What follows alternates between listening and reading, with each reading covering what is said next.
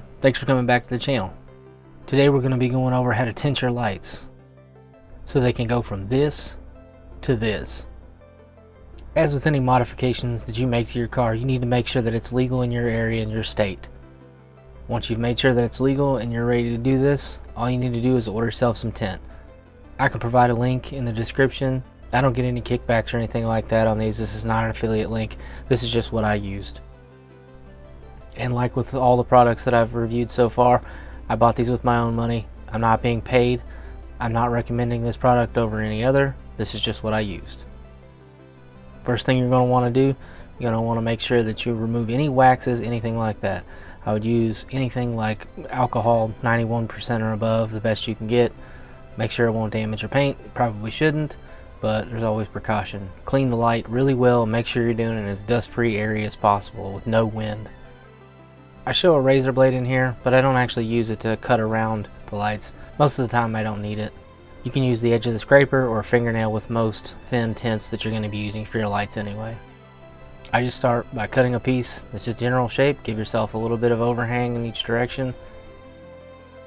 My personal method, I don't pull all the backing off all at once. I pull part of it off, make sure it sticks, make sure it's aligned right, then I go ahead and pull the rest off, because if you pull the entire backing off all at once, you risk having it just stick completely to your car and then you're going to end up with a ruined piece and have to just start over.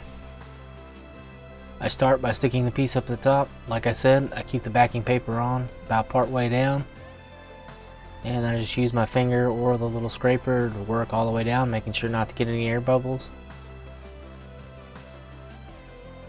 And like I said before, I really don't even need the razor blade.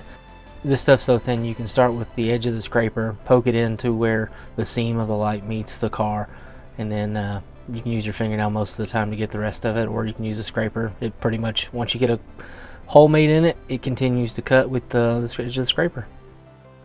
I do recommend going over the edges and around the area with a heat gun. It will allow you to heat that up just enough to kind of poke it down in there even further. But for these little lights, there's such a shallow area, most of the time you don't need it. And that's it. Just do all your lights on your car that you want to do. Like I said, make sure it's legal. Thank you for tuning in. I appreciate it.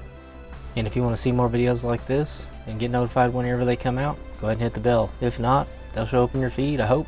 Thanks for tuning in again, and we'll catch you in the next video.